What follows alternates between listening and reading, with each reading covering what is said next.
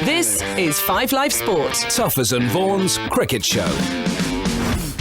Yes, welcome along to Tuffers and Vaughan. We're going to be wrapping up the cricketing summer for England's men's and women's sides. Michael Vaughan, it's been a strange few months, hasn't it? But we've seen some great cricket. Yeah, amazing, really. The standard, the drama. You go through the tests, the one-dayers, the 5 T20s that the England women played against the West Indies, the Vitality Blast final on Sunday, the IPL.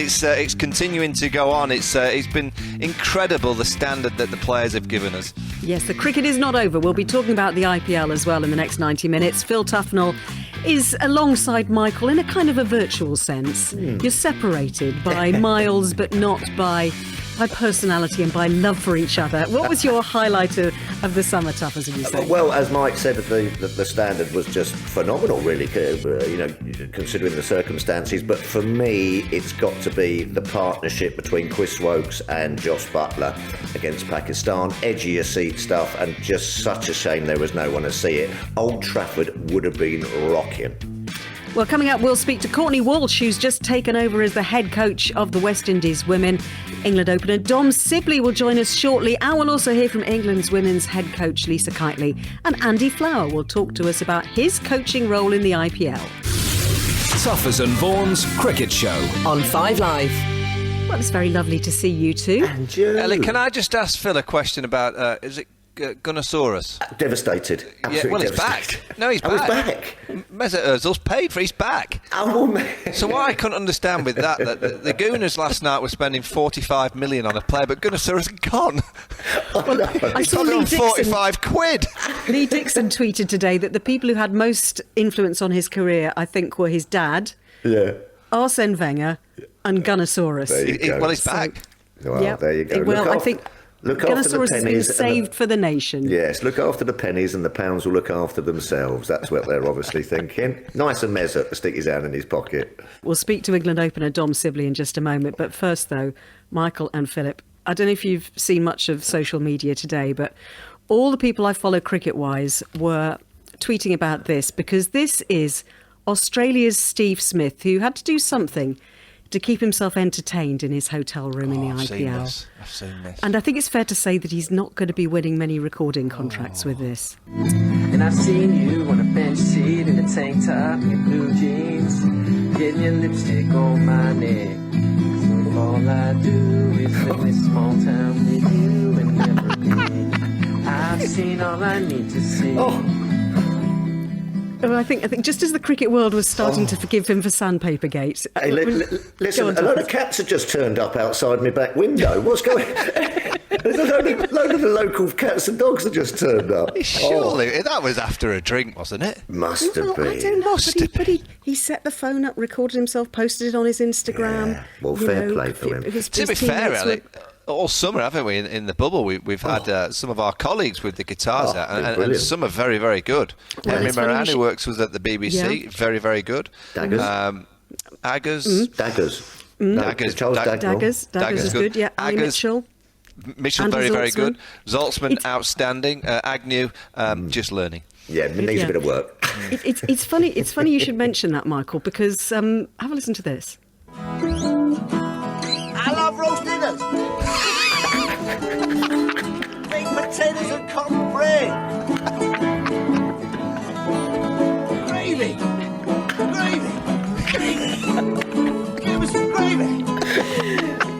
It's Bluesman Tufnell entertaining the crowds at Old Trafford during the lockdown. Who recorded that? That's sneaky. It was Phil, what me, song is it? Tuffers, I'm afraid. He was kind of giving it the blues vibe, wasn't he? Everybody loves gravy. So You should live up north. Jonathan Agnew on ukulele. You had Henry Moran on lead guitar. We had Alison Mitchell and Andy Zaltzman on rhythm guitar, and Phil Tufnell, the blues man himself. I put a lot of soul and love into that. I tell you. I think you've got something going there, Phil. Yeah, I think I'll give you. I think you're better than Steve.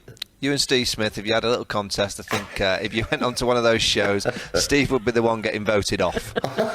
Yeah, You just get through to next week. It might stop after week 2, Phil, but you're getting through to next week. There's no X factor there. No, well, he's done everything else, hasn't he, in terms of reality and talent TV.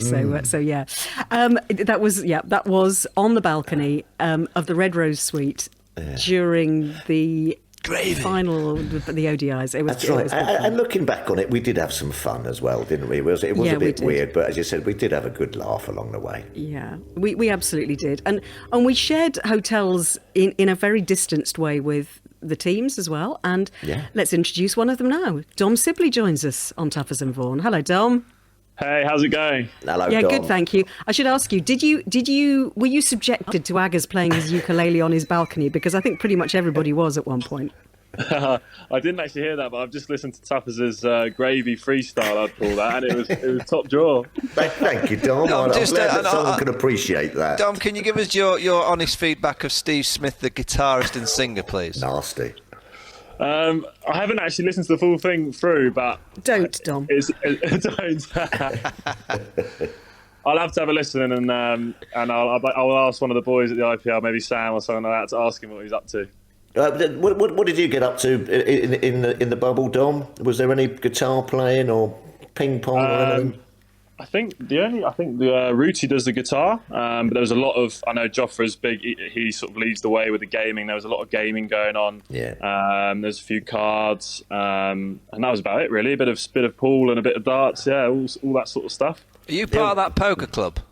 I'm not part of the cards club, but I do play a bit of poker. Yeah, I'm not very good. So if the big stakes start coming out, then I avoid that. What's that, Texas Hold'em? Yeah. Texas Hold'em. Okay. Dom, out of the two bubbles, which was your favourite of the two, Southampton or Manchester? I had my favourite. Which was yours? I think Southampton probably pipped it for me. The golf course was like obviously a massive bonus having that there to get away from the hotel. But yeah, I think probably Southampton would be my choice. What do you play off, Dom? I play off 15, so I'm one of the worst going around. There's a lot of very good golfers in the team, so I was avoiding the big dogs on the golf course. Yeah, I think it was very interesting, wasn't it? Because we all pretty much spent the whole summer shuttling between Southampton and Old Trafford and back again. And the hotels were a bit different, weren't they? You know, they were both very nice hotels. We were looked after. I think Michael and Philip would agree with me that we were looked after really well by the staff at both the Ageas Bowl and Old Trafford, and we can't thank them enough because they made sacrifices as well to be there and look after us, and it was all kind of very strange, but it was fun as well. Yeah, it was. I mean, to get through it. Sorry, Tuffers. It was That's just right. To get through it. Like everyone to, like you said, sacrifices for everyone to get cricket going and get cricket on the TV was it was all worthwhile, wasn't it? Yeah. And what was it like without the crowd there, mate? Did you sort of just get on with it, or did it take a bit of getting used to? Yeah, look, I think it always takes a little bit of getting used to, but at the same time, once you get out there and you get into the battle, it's business as usual, and you're concentrating on, either bowling well or, for me, it's sort of like trying to win the ball against the bowler and take some catches in the slip. So, yeah, you just you get into the battle, and it's just a game of cricket at the end of the day. Don, was it as easy to do that as you've just said? I mean, I loved international cricket because of the kind of build up. The media being around, you're walking out to a big ovation, Jerusalem's sung. Obviously, Jerusalem was being played, but there was no one singing it. Was it as easy as that? As soon as the bowlers at the end of the run-up, you could just kind of switch on to just playing the game and just watching the ball? Yeah, I think so. When you're out there, I think it's a bit easier. I suppose, like you said, in the morning when you're walking around and you're warming up, I think that's when you got, for me, looking back on the winter and the crowds in South Africa, like that was a real chance to sort of soak it up and enjoy people being there and watching. And obviously I haven't played much for England, but those early stages and seeing like the big crowds come in, that was special. So that was probably the time when you see it the most. But when it was when the bowler was coming down at me, it was just a case of trying to survive. And at the end of a summer, you always kind of assess yourself. Where would you kind of look at the summer and think, I did that really well, there's a couple of areas that I could have improved upon, there's certain aspects of my game that could be improved upon again, going forward into the winter? Hopefully we'll see you in Sri Lanka or maybe the UAE or India, we're not too sure yet. Is there something from the summer that you've kind of thought, yeah, I can get better at that, but I'm really happy with the way that I did X and Y? Yeah, look, I think the West Indies series, when I got in, I got scores, and that was a bonus. And in contrast against Pakistan, I actually did some really hard work and got a couple of 20s and 30s, and then didn't kick on, which has been a strength of mine. So that was a real disappointment to not get big score in that series, and maybe have 200s to my name after the summer. And I think, looking forward, if we do, if those tours go ahead, and hopefully they do, I think progressing against spin and being a bit more proactive and having more options against the spin bowlers will be massive in subcontinent conditions. So, working on that this winter and improving that. You got your first central contract, didn't you, a week ago? So congratulations on that. What does that feel like when you get that news? Do you feel, right, I belong? It's a nice phone call to have. I mean, you sort of play through the summer and you want to do as well as possible, and that is in the back of your mind. That is going to be decided at the end of the summer. But at the same time, for me, it's not. It's the hard work starts now and continues now, and want to try and play as many Test matches as possible for England and score as many runs as possible. So it doesn't mean I'm guaranteed selection. It just I suppose it's just a nice sort of way of saying you've had a good year. And for me, it's just a case of now I want to just try and build on that and score as many runs for England as possible. Yeah, this England Test team seems to have a very sort of clear path and a sort of vision about how they want to play Test cricket, don't they? Has that come from Ruti and Chris Silver? Are they talking to you, sort of saying this is how we want to go about your business? Yeah, definitely. I think for me at the top of the order, it's just a case of getting through the new ball and batting as long as possible, and allowing the lads to come in behind me who down the order, more stroke makers, more aggressive players, to come in and play their game. And you see some of the guys, the way they played this summer, especially the two youngsters. I mean, Ollie Pope's a top player, and the way that Zach Crawley came in and sort of played really well at free and aggressively as well. It just shows that if we can set a bit of a platform, then we've got so much strength in our batting lineup. I was going to ask you, Dom, whether you kind of in a way feel like you're the right man at the right time. That actually this new approach to Test cricket, if you like, there was the Bayliss approach, which was very different. Kind of go on the attack from the word go. That actually you've come in, yourself and Rory Burns, and you're being told to just stick around, just get runs at the top of the order. Yeah, I haven't thought about it too much in that respect, but I think obviously it's worked out nicely, and I suppose at the same time for me it's a case of try and get as many runs as possible when I get there. And I think in one of the Test match where I did get 100, I was in county cricket you don't necessarily, if you get 100, no one said anything bad, and I was surprised that I was getting negative comments about the way I batted, and we had a day rained out pretty much, and we still won the Test match. So it just shows that there is still, there's room to bat time, and when the conditions are tough, to battle it through them. And I think with the firepower we've got in our attack and also in our middle order, there's always time to win Test matches if we do take our time at the top of the order. Yeah, I mean, how do you mentally prepare for going out there as an opener and just looking to sort of bat time and wear the opposition down? Do you sort of have any tricks up your sleeve for that, or does it just sort of come naturally? It comes naturally, I think, and also I try and just tell myself to win the ball, and if I do that, time seems to go quite quickly, and suddenly an hour's gone, it's drinks, then lunch comes around, and hopefully you're in then, and then it's just a case of batting and trying to go through the gears a little bit, which at times I struggled to do this summer because I did, I found myself batting, I found it tough, like the bowlers bowled well and did a bit, so I was just trying to give myself the best chance to get a big score. Dom, how nice is it to have another couple of youngsters in the side? You've all played a bit of county cricket, but when you've got Ollie Pope, you've got Zach Crawley, you've got yourself, all at the start of your Test careers, is it quite nice to have a couple of youngsters around the dressing room who are at the start of their journey as well? Yeah, definitely. I mean, we all get on well. I think I spent literally every minute of my winter with Zach, so that was brilliant to to get to know these guys well and spend a lot of time with these guys, and they're two seriously good players as well. And we saw that in that last game how well Zach played, and like you said, in Test match cricket there's always going to be ups and downs, and it's nice to have people there that at the same stage you are going through the same things at the same time that you can chat to and bounce things off. You mentioned just an area or two that you'd like to just improve upon, and that's being a little bit more active against the spinner. What is it that you can be doing now in these times before you get on a plane? Not too sure where it's going to be and when that tour's going to be. What can you do, I guess, now till around Christmas time in English conditions or indoors, just to give yourself one or two more options?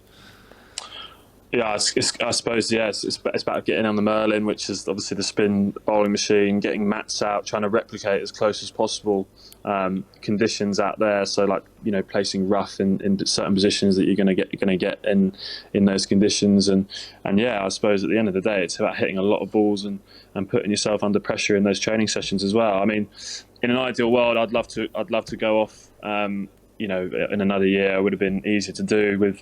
Obviously, the corona, I'd love to have gone to India, Sri Lanka, and gone there for a couple of weeks and faced some spinners. But I don't think that's going to be easy to do. So it's going to have to be, make the best of what we've got here in England and hit a lot of balls. Tuffers is just warming up, but there for you, Dom. I'm cheap. I tell you, especially if there's some rough knocking about. I love a bit of rough. Yeah, get yourself abroad with us, Tuffers. Can I just ask you about the century that you scored at Old Trafford in the test against the West Indies, the second test, Dom? Because 120 runs off 372 balls, 556 minutes. I think you said that you felt that people were a little bit critical of you. Is that right? That you didn't bat more quickly? Do you know what? It was one of those days. Like we lost Burns and Zach quite quickly within each other, and then Rooty got out, and it was a case, of just trying to rebuild me and Stokesy, and it felt like we batted under the lights for most of the day. So it was tough conditions. I think Stokesy didn't score amazingly quickly in comparison to me, so it didn't. It wasn't like I was the only one. But the difference was that then he kicked on and started working at tall patch, which was a pleasure to watch. But I didn't do that, and I got out. So I think. And then on the second morning they had the second new ball, so I always felt like there was always something happening, and it was just a case of trying to build a big score, and we ended up bowling them out twice, and we batted for a little bit, didn't we? And we had a bit of a gung ho one evening, but wasn't that when Joss and Stokes went in together at I think that was it. But we sort of effectively bowled them out twice with 1.5 innings really. So I think setting the foundation, that's part of what we've said to do. We wanted to do is bat long in the first innings and get over 400, and then you put teams under a lot of pressure. But do you feel under pressure yourself, Dom? Do you feel that people are, that if people are saying, well, he needs to push on, he needs to score more quickly. I mean, we weren't saying that, were we? No, but I know criticism from me at all. For me as a spin bowler or a fast bowler, I'm sitting there loving every leave, and I'm sitting there with my feet up. Don't worry about that, mate. Anyone that can bat and give you a kip in the dressing room, Phil, you're happy, aren't you? It's good for me. You are his dream batsman, Dom. Yeah, he is. Go on. I was just going to say, on the criticism, is there, because when you do go into the international game and it happens to every player, even when you're doing well, as you say, you will get, columns and people on television, radio, criticising just small things that you do. Was there someone that you turned to in the team to kind of ask about how to cope with the criticism?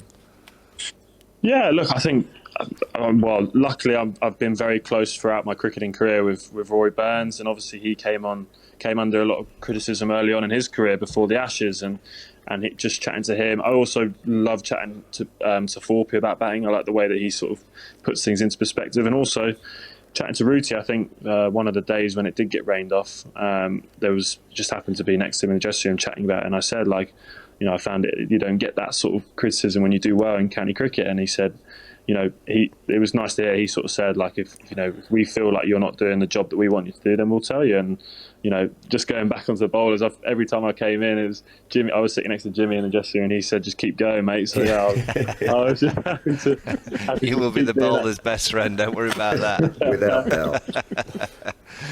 Dom, can I take you back to 2017 and a decision you made to leave a big club in Surrey to go and play for Warwickshire? How big a decision was that as a young player in the county game? You've just been offered a 3-year contract at Surrey to say, you know what, I need to go and really grasp an opportunity and make sure that I'm batting at the top of the order, getting every opportunity that I possibly can to go on and play for England. Yeah, look, it was the toughest decision I've ever made. I mean, to leave my county that I've been there since I was 8 years old, playing age cricket was tough. But at the same time, even when I was struggling for Surrey and I wasn't scoring the runs that I should have been scoring then, I was looking at the England team thinking I want to play for England, and the opportunities are at the top of the order. And they just signed Stoneman and Borthwick, and those opportunities weren't going to be there for me. I was batting at 5, and with Jason Roy and Sangakkara there, it was so tough to get into that team. So I wanted to get into the top of the order somewhere at a different county and give myself the best chance to play for England. So that was the thinking behind it, really. I actually looked at that move, and I look at players of that age who make that jump early in their career and have huge amount of respect. Because it tells me, and it tells many in the game, that you actually have got that eye on playing for England, and you weren't just happy at batting at 5 or 6 or playing, say, 10 games for Surrey. And I honestly think that by doing that, you've got yourself into the position that you've got into now by taking that brave. Now, sometimes it's so hard to make the brave call. You can stay comfortable in your environment. You can, play for Surrey forever, but not quite get all the opportunities, and you feel nice. You can stay at home. Mum and Dad can cook your roast every Sunday. It's lovely. I think that tough call it's not done by enough players. I think a lot of county players, I'm not picking on county, I just think some of them just get comfortable. They're very comfortable, and I really respect the decision that you made back in 2017. Cheers. No, I think it's also like, when you come through at your own county, everyone knows what you can do, and I think to go to another county where I was sharing a dressing room with Trott, Bell, Jeeta Patel, obviously Wokes as well, and you have to go and prove yourself to a new bunch of people who probably don't know what you can do in terms of what they knew at Surrey. So, when I scored no runs in my first few games, I bet Trotty was sitting there going, bloody hell, this guy's rubbish. You know what I mean? So it makes back on the phone to Surrey. Yeah, but it puts you under that different kinds of pressure, and it was definitely a great thing for me growing up, and yeah, it's just a case of I wanted to play for England, and that was the best route for me, I think.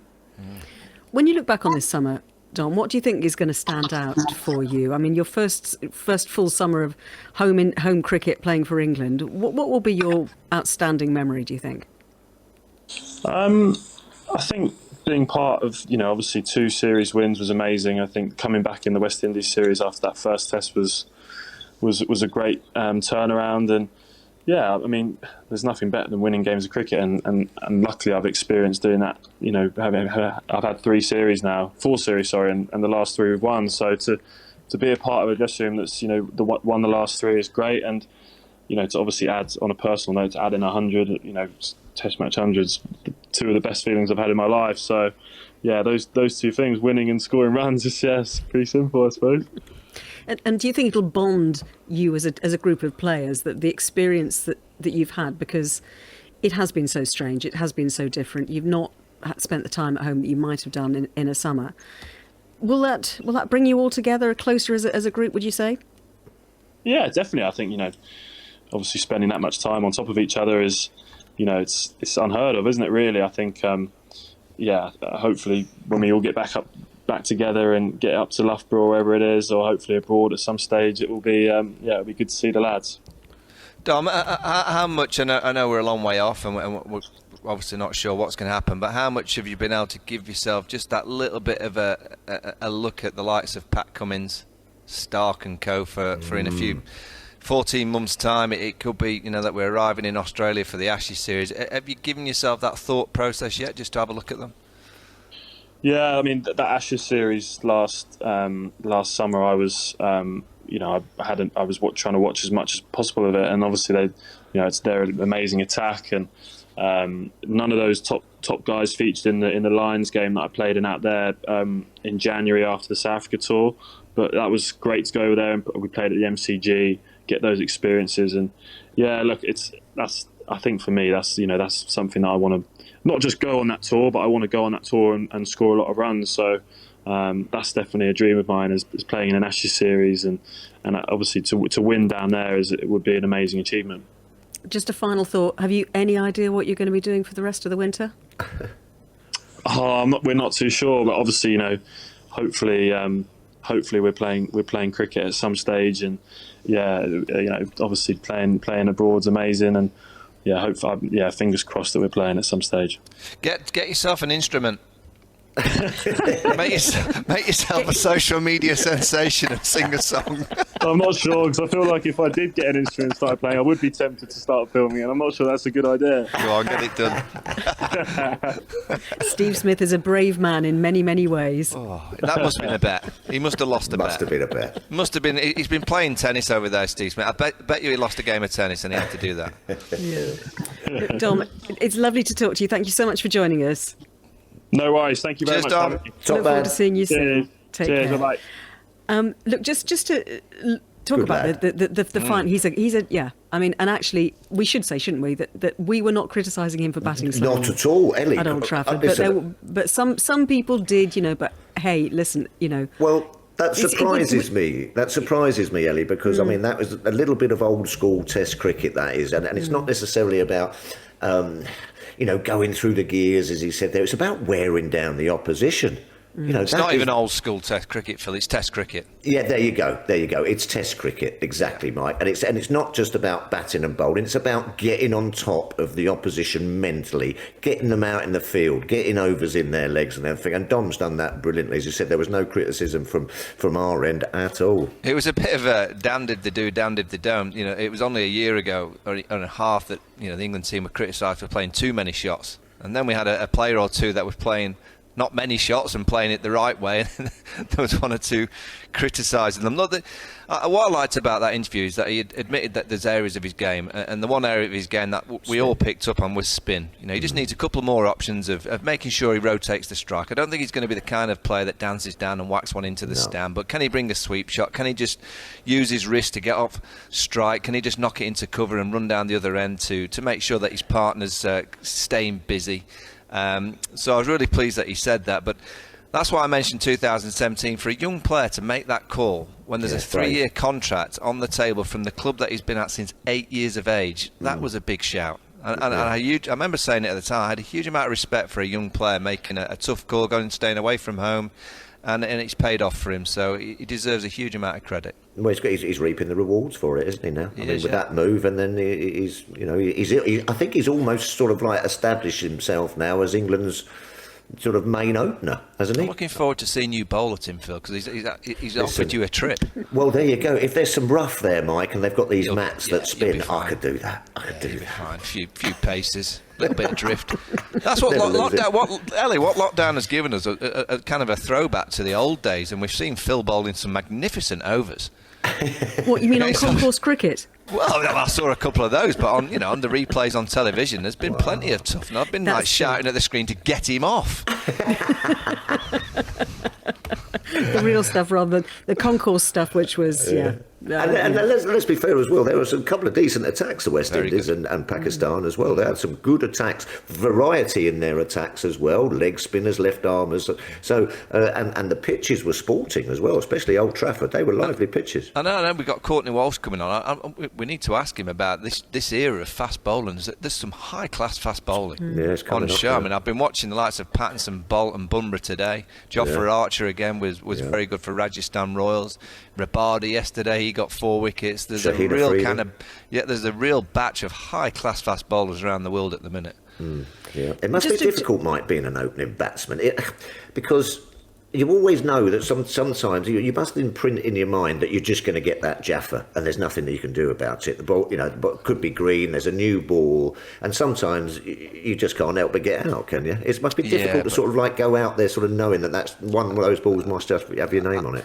That's why I always say that I firmly believe that the real high class opening batters generally are born, and they've done it since Dom Sibley's done it since the age of 8. Well, they're all born, aren't they? Yeah, no, but of course they're born, but they're born to be opening batsmen. That's exactly what they are. They just live and breed it. They go out there, face a new ball. They know that there's going to be days that they get a Jaffa. But, the real positive ones realise that when they're taking guard, generally there's 3 or 4 slips. There's a short leg, and the positive ones go, there's a huge amount of gaps on the offside, on the leg side. You get a nice forward defence away. It goes down to third man for 4. They just love being. They're a bit boring, aren't they? Some of them. A bit boring, a bit stubborn, playing one way, 2 or 3 shots, but they're the best players. The Boycotts, Alistair Cooks, Dom Sibley now. Not the ones that you're going to chase out the bar towards going to watch, but the ones that you want in your team because they're going to bat the full day and a bit more the next day to give you bowlers feel a little bit of breathing space in that dressing room. Lovely.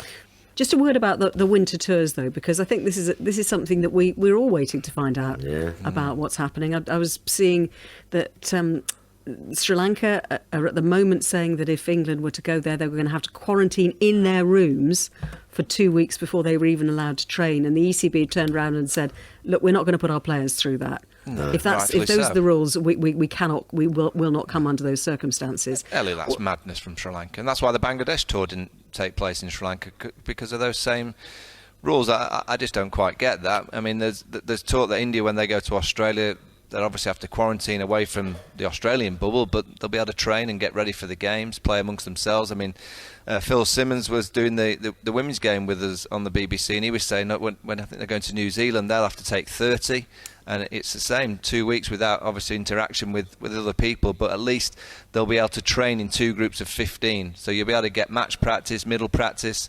To think that players will have to travel to Sri Lanka and sit in a hotel room for 2 weeks without doing anything, I just don't think that's going to be possible. No.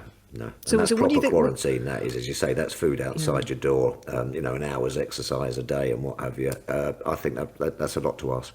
Good for your musicians in the team. They'd get better, Ellie, but not so sure about it's good for your cricket team. Yeah, it might lose a few quid at cards.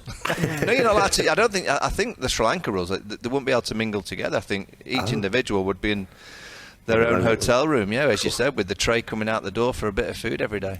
Yeah. I mean, talking about that bubble, I did see Jack. I did feel for poor Jack Leach. What was it, 9 weeks they were in that bubble, and on the last week I saw him dragging himself over there, and he just turned around to me and said, "Tuffers," he said, I've had enough of this now, mate. Didn't even play a game. So, you've got to think of those guys as well and what they went through. If you're playing the game, you're involved and, you're tired in the evenings and you have your dinner and rest and what have you. But not to have even got a game, you've got to take your hat off to them boys. Yeah. We should just say that, we simply don't know what's going to happen this winter. We're hoping that there could be an Indian tour, whether that would be in India or whether that would be in the Emirates, we don't know. South Africa, I think there's talk of South Africa as well, isn't there? But we simply don't know, and who can predict it? But if you were a member of that England, well, either of the England squads, the white ball or the red ball, Tuffers, would you be thinking, right, that's fine, Christmas at home, just for once, that'll be nice? Well, yeah. I mean, you would be a little bit. It's as simple as that. You can only do what you can do and what's put out in front of you. But on the flip side, I mean, we were just talking to Dom there. That little winter tour of Sri Lanka and India, he would have just got so much from that. You know what I mean? He says he's working on his spin and everything. He would have been over there. He would have grown as a Test cricketer so much. So you have got a feel, for these guys that cricket is not necessarily a very long career, and so these guys are missing out. When these things are going to be postponed or cancelled and everything. And I was really looking forward to the England-India series, but just to see where England are at the moment as well. That would have been a cracking series. Yeah, I mean, I think all the whispers are that will potentially take place in the UAE, and it would be followed by the IPL once again in the UAE. That's what the messages that I'm getting. I mean, Christmas at home is great, but these players are so young and they want to be playing. That's what they're their age where they want to be training, they want to be playing. Dom Sibley's had a couple of Test centuries. He wants more. He doesn't want to be sitting on his backside at home, enjoying the Christmases. That's what you're a cricketer to do. I guess the senior players that have been around the block a bit more, they'll be delighted. But a younger player, I mentioned Zach Crawley, Ollie Pope, he's had that shoulder injury, so I'm not too sure how much of the winter that we'll be seeing of Ollie Pope anyway. But those younger players, they'll just want to continue playing and getting out there. For us old folk, if we've got a Christmas at home for once, I think we'd take it because we've had so many away. But for the youngsters that are in the team, they just want to be playing cricket. Plenty of gravy at Christmas, Mike. Yeah, gravy. Do it again, Phil. Just do it again. Go on. Gravy! I'm going to have that as my ringtone. Somebody's going to sample that, Tuffers, you know that. Tuffers and Vaughan's Cricket Show on 5 Live. We've talked a lot about the England men's team during the summer and the entertainment that they gave us. Let's talk about the England women's team, because at one stage looked like they weren't going to see any cricket at all. But The T20 series in Derby, England winning 5-0. Let's speak to the head coach of the England women's team, Lisa Kitely. Evening to you, Lisa. Hi, Ellie. How are you? Yeah, really Evening, well. Lisa. Really well, thank you. Evening, Lace. Hi, guys. How much of a relief was it to actually just get some cricket played? Oh, look, it was really a bit scary there at one stage. It didn't look like we were going to play much cricket at all, but in the end, it was quite surprising how much the ECB did manage series, the Rachel Hayo Flint games being played. So all in all, it was quite a good end to what looked like a very sad season to start off with, that's for sure.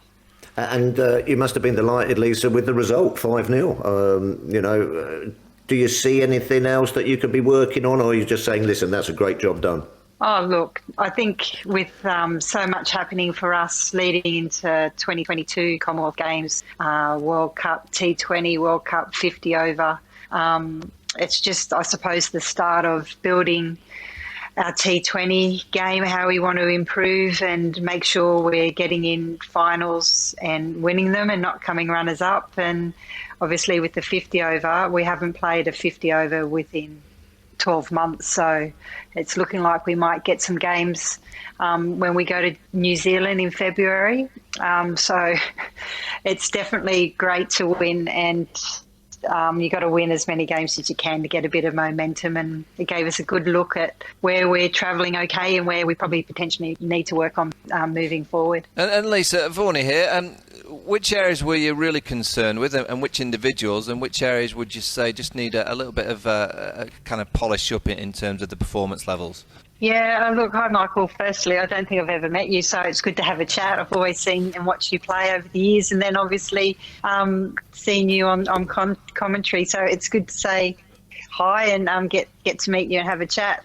But I suppose from our point of view, there's no doubt in that moving forward from the World Cup, our power play has been a concern, and I think we've improved that against the West Indies, but I'd say it's still got a bit of work to do and what that looks like. What I was really pleased with was probably Nat Siver, Heather Knight showed their class at 3 and 4, and the nice surprise was Amy Jones, who opened in the World Cup and didn't probably perform how she wanted to, and now has moved in to number 5 and did that really well. So that's quite exciting, those three in our middle order there. And the other aspect from World Cup that we really relied on scoring really heavily in the back end because our power play was poor, and then we had to make up and be a little bit cautious, I suppose, in the middle overs. And then the back end at the death from a batting perspective, we were fantastic through the World Cup. I think in stats we actually led the way in our back 4 overs. And I suppose building on from that, we saw some other players move up and see what they can do. So we want to have a bit more power at the back end and players that can, have a high, I suppose, boundary percentage, and then also have a good strike rate. So Catherine Brunt, Sarah Glenn were fantastic, and I suppose gives us a bit more depth in our batting lineup. And then we had Sophie Eccleston, who can strike a clean ball. So we gave them opportunity to see what they could do at the back end of an innings, and I'm quite excited to see where that group can get to, finishing off games and making sure we're either got that strike power down at the back end. Bowling, what was good, I think it shows we've got world-class bowlers within our group. We've got Sophie Eccleston, obviously number 1 spinner in the world in the ICC rankings, which is really exciting. But I suppose from another aspect, we've got Sarah Glenn and Maddie Villiers from a spin, all 21, 22 and performing pretty well over the last 12 months. So that's really exciting. Catherine Brunt up front, swinging the ball early again, and I suppose being threatening early by her movement and swing, and then obviously getting her to bowl a bouncer and I suppose really attacking a batter in T20 format. Enya Shrubsole, we know what she can do. We've seen that, how she won a game for the England in 50 over cricket. We've got some really nice balance with Nat Siver, who can bowl in all stages of the game, continuing to improve. And we've got some handy bowlers on the sideline, Freya Davis, Katie George and Kate Cross. So I'm quite excited. I think there's a lot of improvement we can still do, and we're working really hard to do that. But moving forward, it's quite exciting to see how far we can go. You must have been delighted with the way Sarah Glenn just sort of fitted in. She looked like she'd been doing it all her life. Yeah, she's really exciting. Obviously, gone through the academy program, had a chance over in KL playing Pakistan. I was really keen to get a leg spinner in Oz on our pitches, attacking the stumps. They're always quite a handful. So what I saw in Pakistan, I thought she'd do a really good job. Sorry. Lisa, so I was just going to say your line is dropping off quite a lot, and so I think what we're going to do is we're going to get you back on the phone. So we're going to just talk among ourselves for a minute or two, if that's all right. And but we are going to come back to you in just a couple of minutes. So we'll do that. But look, while we get Lisa back on a line which is a bit more stable, Michael, as you said, you know, getting well, and I want to ask Lisa about this as well. But getting a live women's game on the BBC for the first time since, what was it, 1993? Yeah, that felt like quite a moment, didn't it? Yeah, and it was a good game. There was some tremendous skill, and I was really impressed with when Phil mentioned the spinner, Sarah Glenn and Sophie Eccleston in particular. I watched them both, and I thought, you know what? There's two spinners there that England can take forward into all formats of the game. And at the minute, Australia are so good. They're a wonderful cricket team, and you know the world champions. They've got tremendous players, very athletic in the field. And England have got to try and catch them. You know, that's what England's goal now, and Lisa's goal will be to try and make sure they've got a team that can try and catch the Australians. And I just looked at those spin twins. I thought, well, wait a minute, that could be the kind of key. Give them as many opportunities as possible. You know, when you've got a leg spinner that's ball, doesn't give it a massive amount of revolutions, not a huge spin of the ball, but very, very accurate, gets the ball back into the stumps. Every now and again, one will spin past the edge of the right-hander. And I was really impressed with the spin twins. And Nat Shiver, for me, she strikes the ball as well as anybody. She plays lovely cricket strokes. And sometimes, again, in T20 cricket, it doesn't matter if it's men's or women's. Players can get a little bit funky too early. She's just got to play conventionally, play hard cricket strokes, and she's going to be very, very consistent. So there was some good stuff, and yeah, it was great to see it back on the television. I must admit, there was a game that I missed on it was freezing. It was cold in Derby in September. It was cold, so both sets of players did a really good job in putting 5 games together and making them. I mean, the West Indies didn't win one, but there was a couple of times where they'll probably feel that they should have got over the line, and England were just a little bit too strong. Yeah. Lisa's back with us, by the way. Yeah, Lisa, you said you were delighted to speak to Mike. You didn't say you were delighted to speak to me. I was just going to get there. I remember watching you actually through the Ashes, and you always look to be loving the game. And from listening, I suppose, on the radio, you definitely did love the game, and you continue to have a good time. Tell me, you used to shout. Did you used to shout at him from the stands and abuse him? Tell me you did. Admit, there was a couple of misfields, and I was involved in the crowd there, giving it to you, Tuffers. So I'm sorry about that. It happens to us all. Get me back now. Lisa, Michael was just talking about your spinners, and as you said, you know, when you've got such highly rated spinners, they, you know, to be able to say yes, we are the best in the world in these particular areas. What does that give you, particularly as an Aussie, and knowing the strength, as we know, of that Australian team?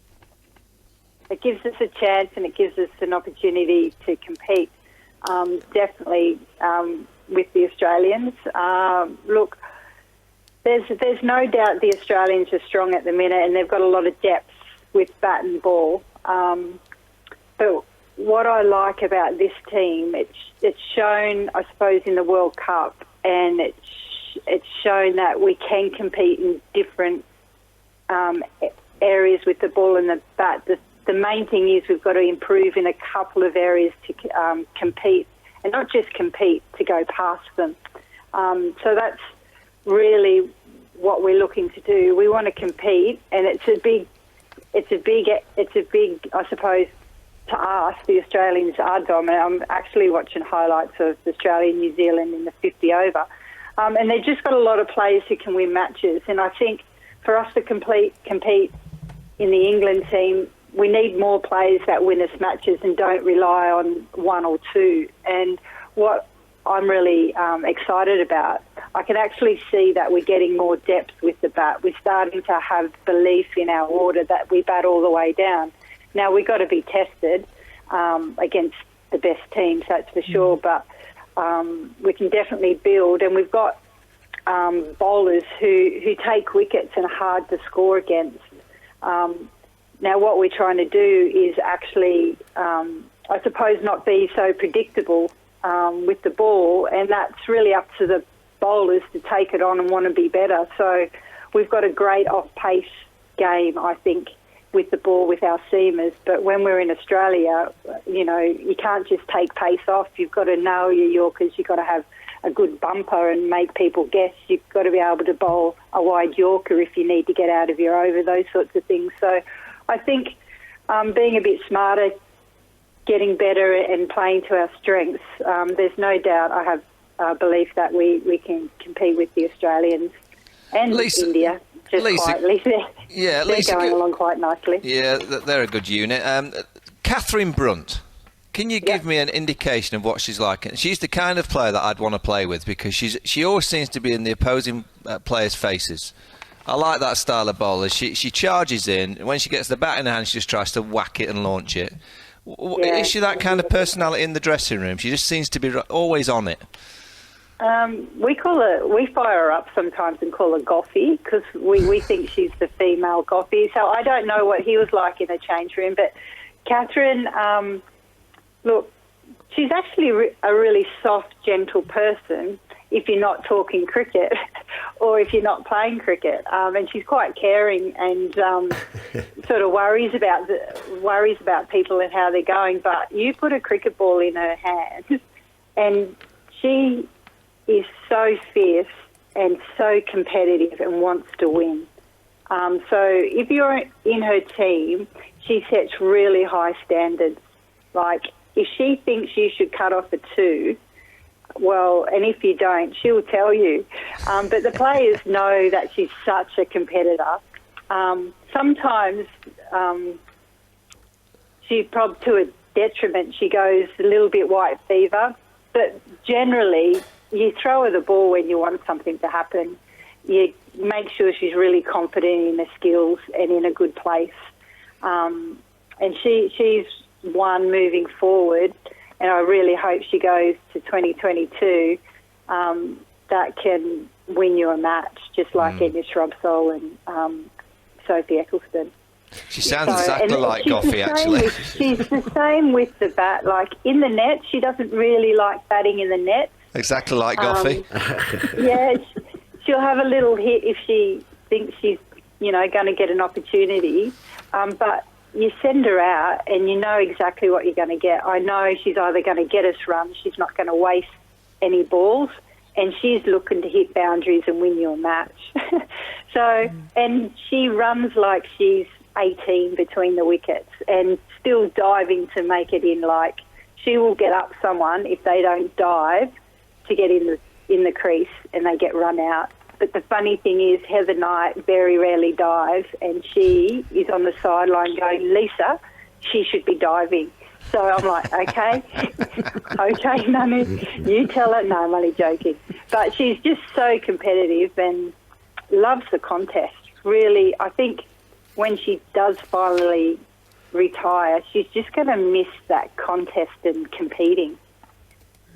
She's 35, isn't she? She's not only the Darren Goff, she's the Jimmy Anderson of the England team as well, with her longevity and the competitiveness and the will to win. Look, Lisa, as you say, it's so much to look forward to over the next year or so. World Cups, Commonwealth Games as well in Birmingham. I'm just looking forward to that. I'm just thinking England, Australia in the final for the gold medal. It's going to be absolutely epic. Thank you so much for talking to us, Lisa. And look, best of luck over the next few months, whatever that brings. Thanks, Ellie. Thanks, guys. Great Lisa. To have a chat. Cheers. Cheers, Lisa. Cheers. Take care. Bye now. Look, so it's been, I kind of feel that there are good things under Lisa Keightley for this England women's team. I'm kind of quite excited about the prospect, as we said, with a 20 over, with the 50 over World Cup, which has been postponed, and then also the Commonwealth Games as well. Yeah, and you can tell that Lisa's a really good operator.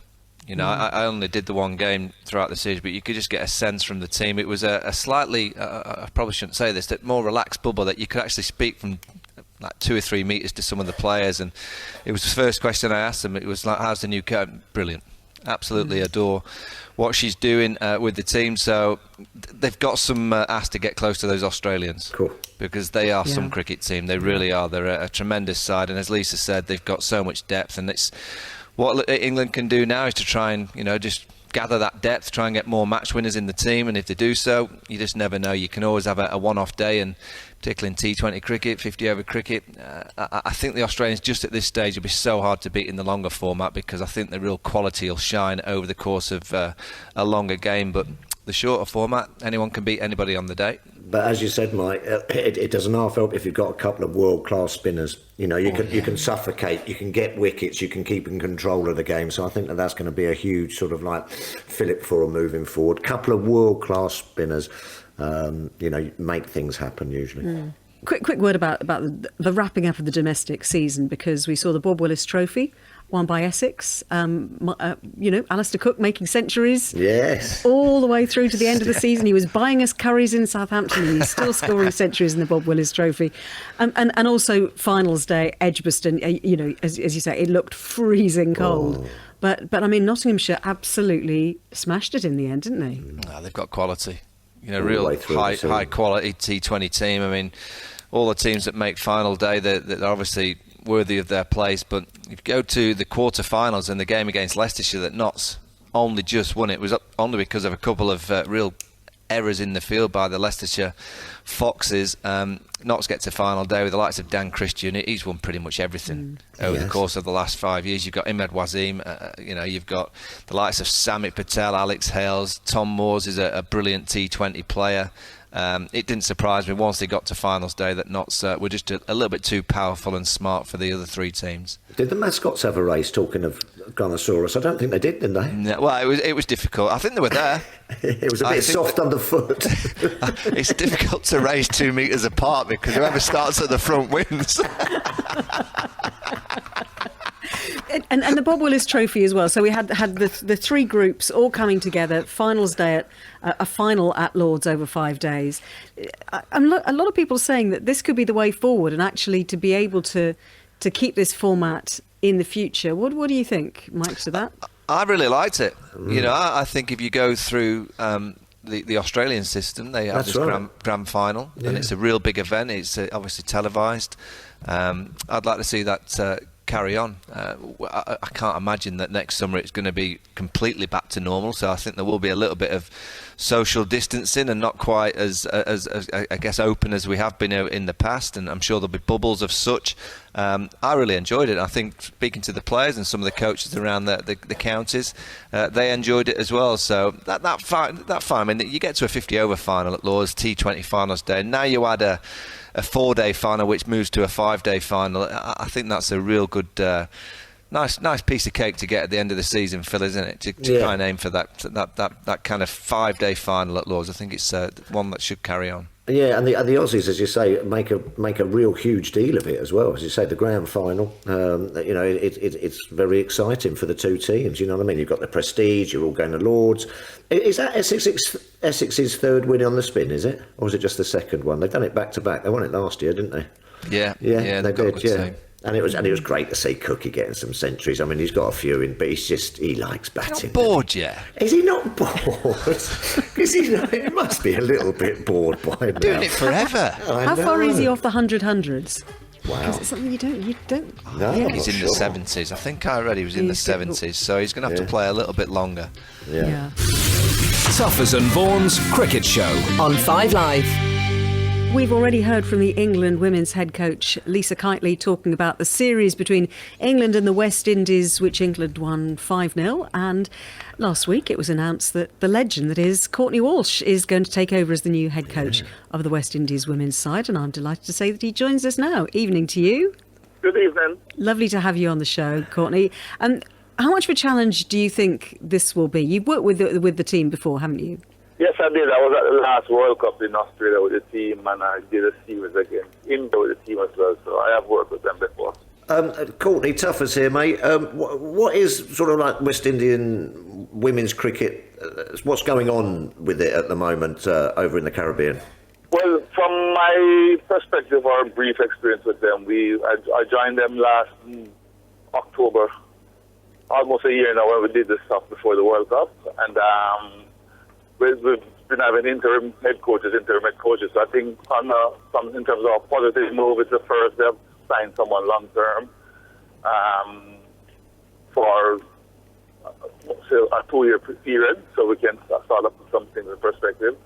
In terms of women cricket in the region, we don't play as much cricket regionally as we should or we could, especially like the men. So that is something I'll be trying to get going and to get the girls playing a lot more cricket than they are at the moment, so we can try to expand the pool of players. Courtney Vaughan here. How are you? I'm good, big man. How are you? Yeah, very good, thank you. What did you make of the series that's just taken place in the UK?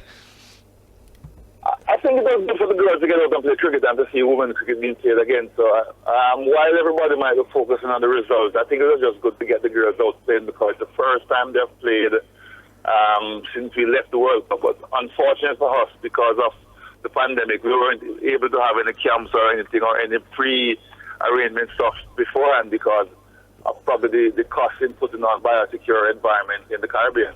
So that we have to play the tournament in England for the tour, and the result was all in England's favour. England was stronger side, but there are some positives that came out of it from a West Indian perspective, and we're going to try to focus more on those and to see the areas that we can improve on, and just try to take it forward in a positive manner.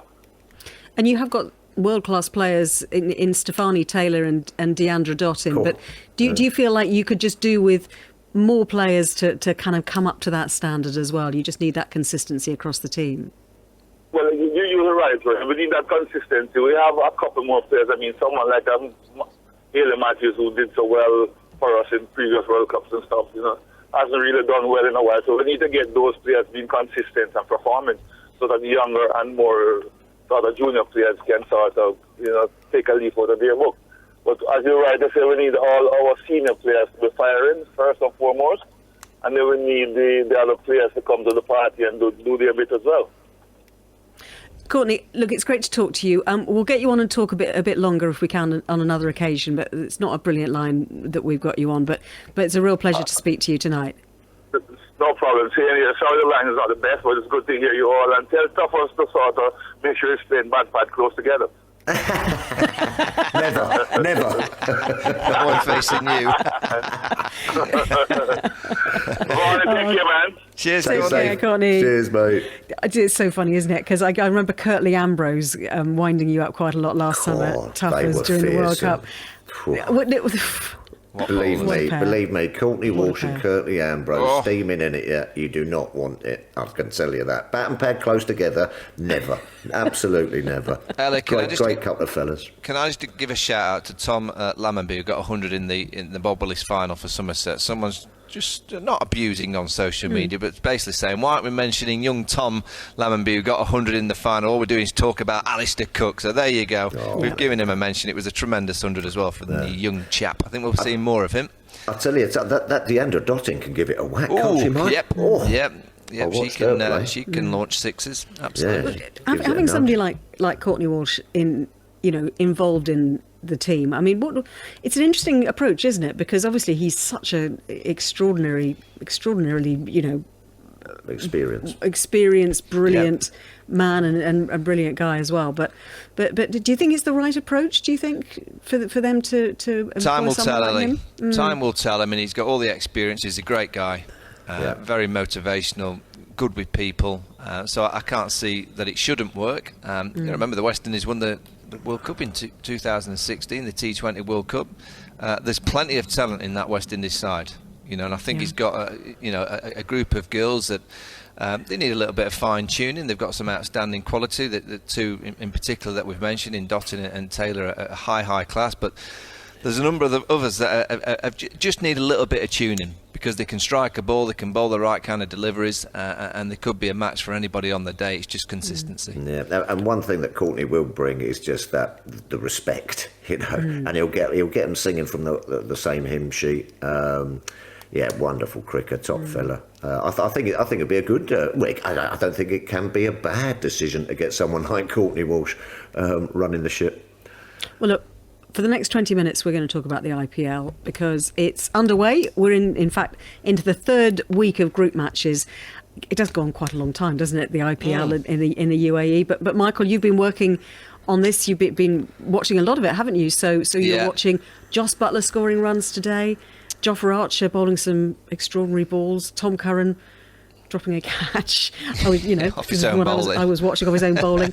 But how have you enjoyed it so far? Yeah, I mean, it's not surprised me in terms of the teams that are doing well. The Delhi Capitals under Ricky Ponting, they look like they've got it absolutely right. Suresh Iyer is their captain. He's doing well. They've got Dhawan, Prithvi Shaw at the top, Shimron Hetmyer in the middle, and their bowling has got plenty of variations. And when you've got the likes of Rabada, he's a magnificent quick bowler. Nokia. Nokia from South Africa, great combination. They've got Ashwin that's joined from the Kings 11. They look a real strong outfit. And then Mumbai, obviously the champions under Rohit Sharma, they've got pretty much everything in terms of a quick bowling trio. They've got as good as they get in Trent Bolt, James Pattinson and Jasprit Bumrah. So Rajasthan, I'll be honest, they just look like they're lacking a little bit, spin, and I just don't think they've got the combinations right. I think they're searching. They've made 3 changes today. That's 4 inside 2 games. You look at the teams over the course of the last few years that have always been up there thereabouts. They have the same consistent kind of groups that you kind of go Mumbai. You just know that 8 or 9 are going to be in the team. You go to Chennai Super Kings. I mean, MS Dhoni just never changes his team. He just goes with the same team, the old veterans, the dad's army, call them what you want, but they get rolled out every week. The Sunrisers have had a bit of change this year, but generally you knew the kind of 11 that they were going to play. Teams like, I mean, the one frustration is Virat Kohli's team at the Royal Challengers Bangalore, because Virat Kohli, AB de Villiers, Aaron Finch, powerhouse batting, but I'll be honest, their bowling's atrocious. I just can't see how they can get anywhere with the bowling that they have. But to me, Delhi Capitals, they've never got close to winning it, really. They may go all the way with Ricky Ponting in charge. Yeah, and there's been some serious pongo as well. I've been watching bits and pieces on the telly. It has been going out of the park, hasn't it? Sharjah, you wouldn't want to bowl in Sharjah, Phil. No, I wouldn't be getting it above the eye line at Sharjah, tossing a few up. I mean, what was it, 220s now? I think the pitches have obviously helped in those scores, haven't they? They're pretty good pitches with a little bit of grass on them, so it just comes onto the bat. But I mean, there has been some serious six hitting. I mean, some real massive scores. I think it's moving on and on and on, isn't it? Now 200, 220 is the new norm. Well, look, let's hear from the former England head coach Andy Flower, because he is assistant coach to the Kings 11 Punjab side, and he spoke to Michael a little bit earlier. Andy, let's talk bubble life. How's bubble life in Dubai at the IPL? Well, the first 6 days wasn't the most enjoyable because it was 6 days just confined to your room and you couldn't mix with anyone else. Since then, it's been great getting out, meeting a new bunch of guys. And the bubble, I suppose, consists of your hotel, training ground and playing ground, and just certain areas in your hotel. So your room, one restaurant that we go to, a particular pool that we're assigned to in this lovely resort that we're in, and a section of the beach as well. And then we've got an excellent team room that Kings 11 have sorted out with the gym as part of the team room. So, guys spend quite a lot of time there as well. Yeah, I mean, I was amazed throughout the English summer with the tests and the one days. The quality on show, when you think about what the players are going through, has been remarkable, and it's continued in the IPL. Some of the games and the standard of play has been exceptional. Yeah, I completely agree with you. I watched some of the English international cricket from the Caribbean because we spent about 7 weeks doing the CPL out there. And the competitiveness of the cricket in the CPL, without those usual vibrant West Indian crowds, and then watching the standard and the competitiveness of the international stuff with England, West Indies, and Pakistan and Australia was really outstanding. And I'm sure you'll remember those feelings of competitiveness, regardless of whether anyone's watching. You put high quality competitive people in an environment like that, and they go to it hammer and tongs. It's not, that competitiveness is not driven by who's watching them in the stadium. It's because people, want to test themselves, want to win. So the quality of the cricket is really high. The quality of the batting out here at the IPL is just amazing. Yeah, well, why is that? I mean, I watch the players bat these days, and we always say, cricket gets better and better. Batting does seem to be getting better. I don't know whether it's the fearless way that they're playing, the skill levels are obviously improving, but particularly in this IPL, I'm watching some of the shots and the innings that are being played, and it really has gone up to a different level. Yeah, it has. Completely agree with you.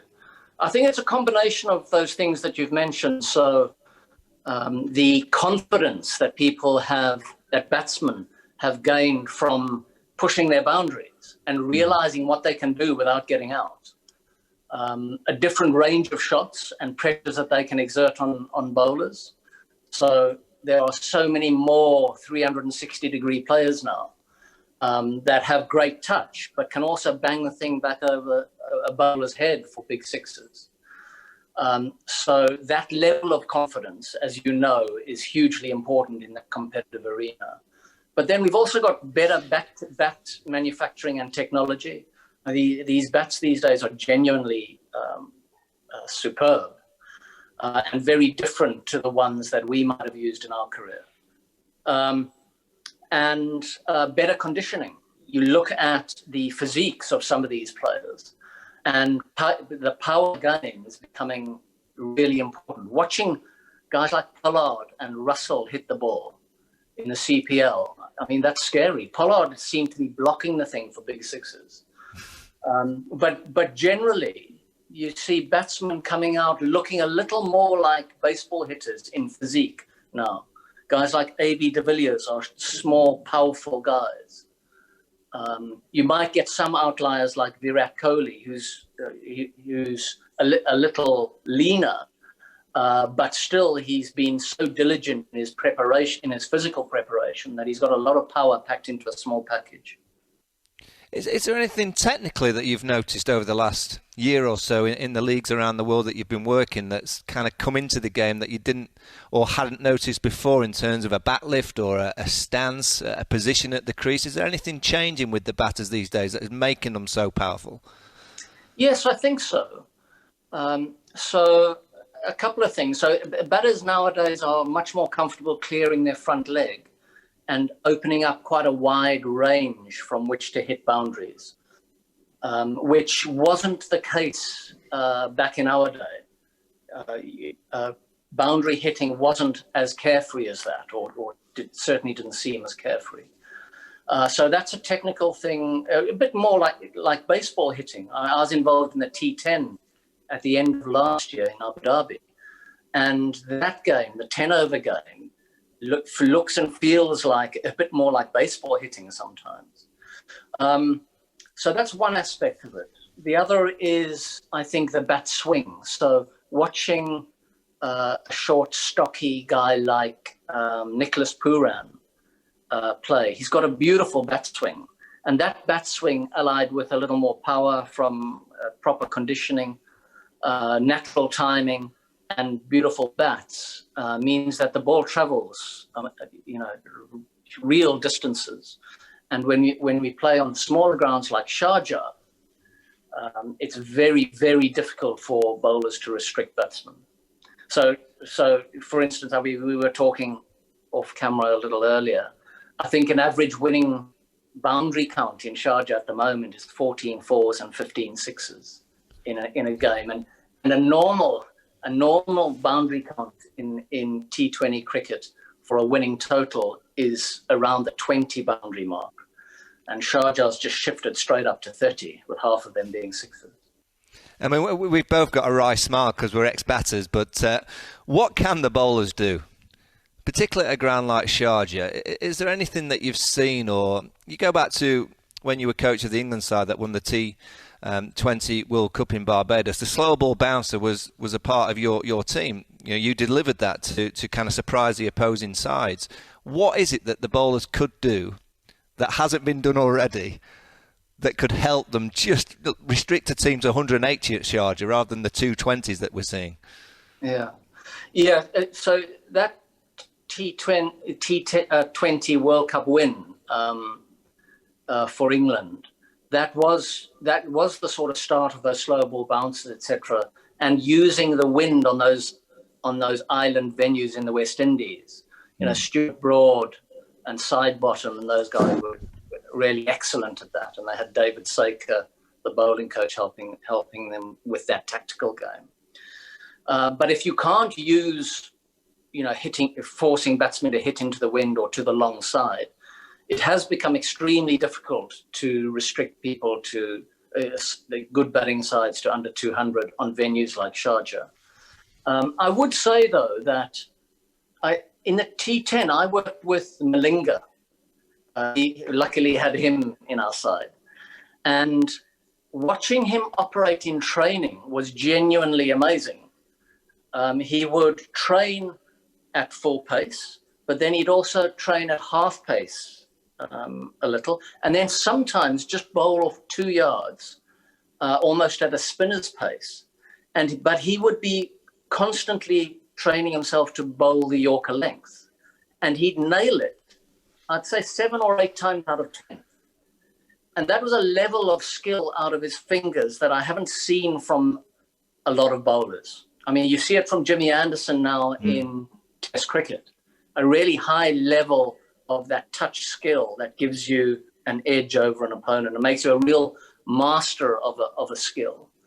But I'm not seeing a lot of bowlers practice as diligently and specifically as a guy like Malinga. And therefore they can't perform that skill under real pressure. So I think it's going to be a necessity for bowling attacks to get to that level of skill. They're just not there yet. Yeah, and you mentioned that while you were in the Caribbean, you kept an eye on England. What have you made of England throughout the summer, and what kind of pathway do you think they're on in terms of, particularly the Test team, leading into, we all talk about the Ashes in a year and a half time. We all know that's pretty much what it's about here in the UK. Where do you think they're positioning themselves to go to Australia and be competitive? I think there are probably 3 key areas that I would think of that would be important for England going to Australia. Number 1 would be how we play their quicks, how our batting unit plays their quicks. Because you can get into a situation in Australia where some of their quicks can bully you on the quicker, bouncier pitches. So our batsmen have to be skillful enough to deal with that sort of attack. The other area is our quicks, and Archer's going to be key there, I think. With his pace and bounce from a good length, I think he's going to be a key to that series.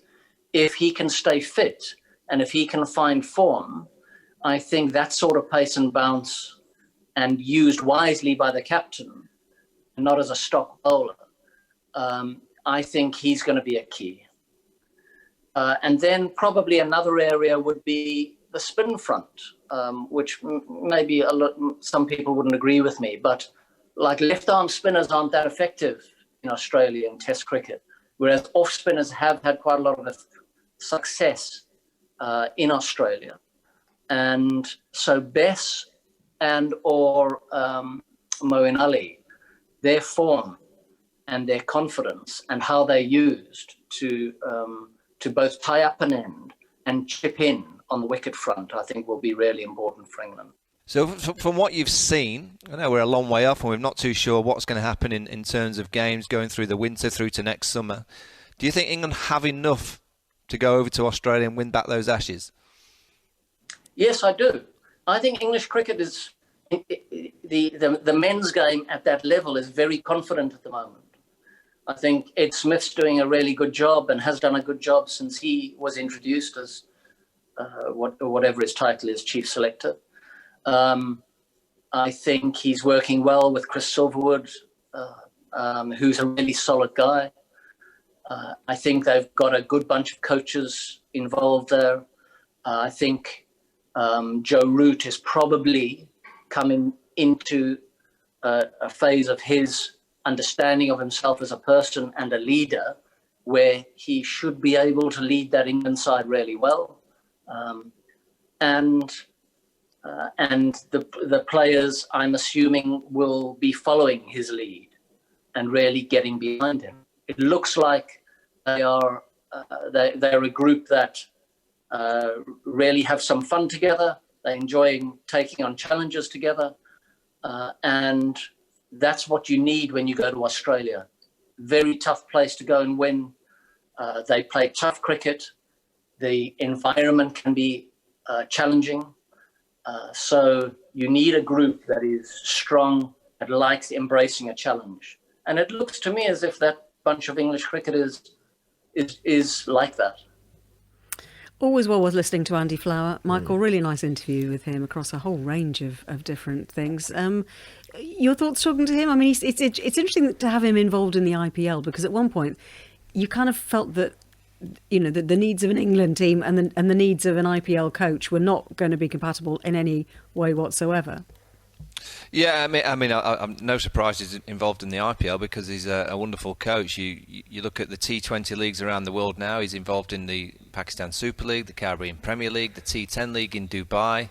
I guess when coaches leave the international arena, that's where they go, and he knows how to maximise what he has. I mean, you only have to look back to what he did with the England side, and he got them to win in Australia for the first time in many years. And I like what he said about England's chances of winning next year's Ashes series in Australia. It will come down to the batsmen coping with the pace, because the only way that England can win in Australia is by getting big runs. I don't think England will have a bowling attack that can blow Australia away. I don't think they've got that in their ranks at this stage. I don't think they're going to blow Australia out for 220, 225, 250.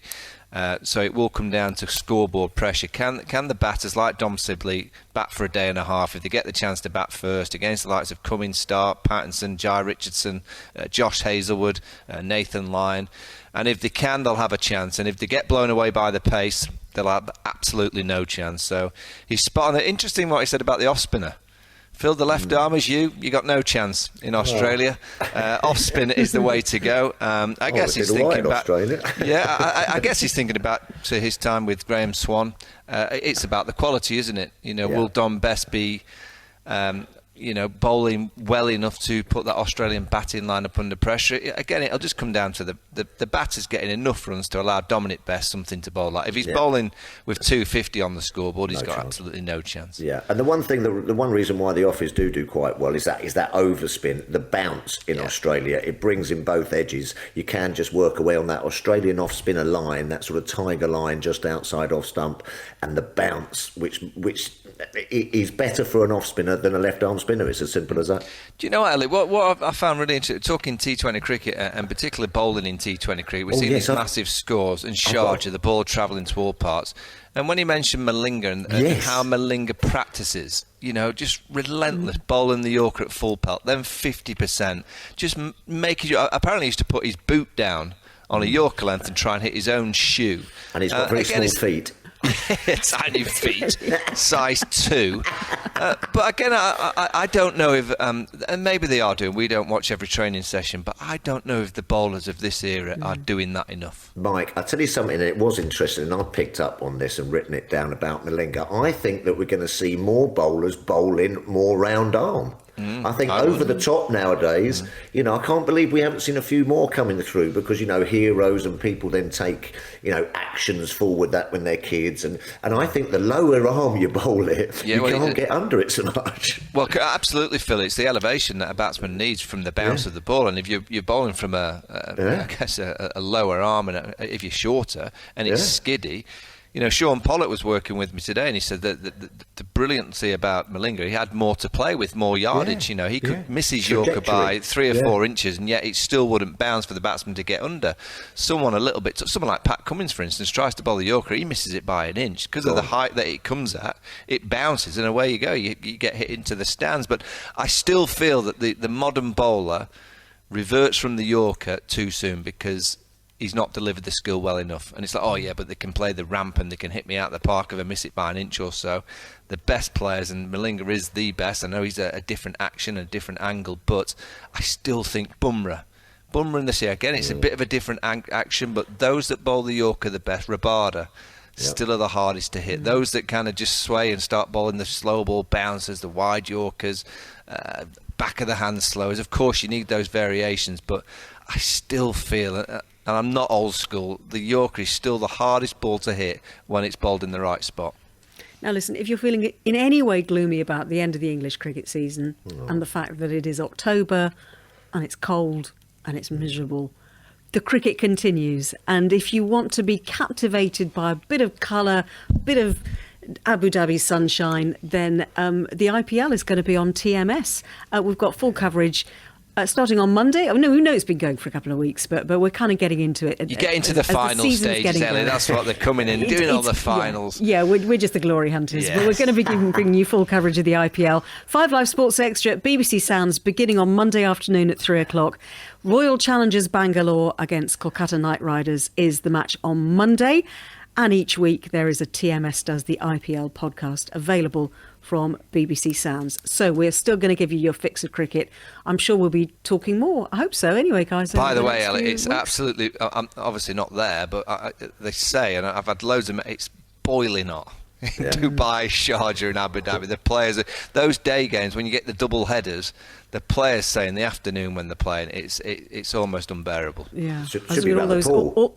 All those England and Australia players who are over here playing in the freezing cold in Manchester. It is a fun. As Andy was telling me, Andy Fly, he was saying it's really bizarre in the hotels because each team have their own segments of the hotel, so their own floor. They have their own positions by the pool and their own positions on the beach. Nice. Little cordoned off areas for each team. You get your towels down. Guys, thank you very much as always. Fantastic to have you both. Tuffers and Vaughan's Cricket Show on 5 Live.